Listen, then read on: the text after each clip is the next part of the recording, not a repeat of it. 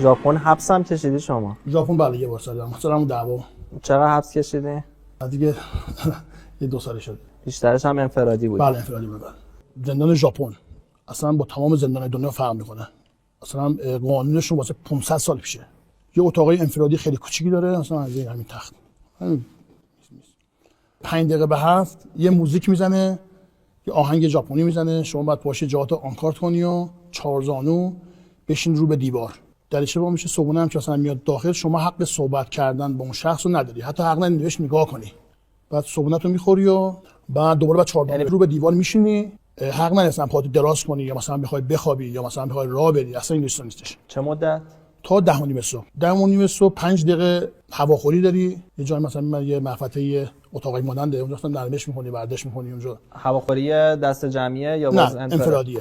از بالاش وازه، بالاش وازه، آره هواخوری 5 دقیقه.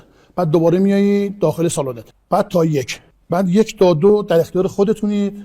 مثلا اون می‌خوای نماز بخونی، می‌خوای دراز بکشی یا هر کاری می‌خوای بکنی. بعد 2 دوباره بعد بشینی تا 7 بعد از ظهر.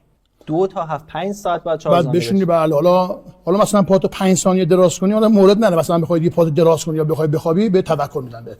تو هم بلنگو؟ بله تذکر میدن. مثلا پاتو دراز نکن یا تو بلنگو میگن پاشه. بله بعد بشینی. قوانینش اینجوریه.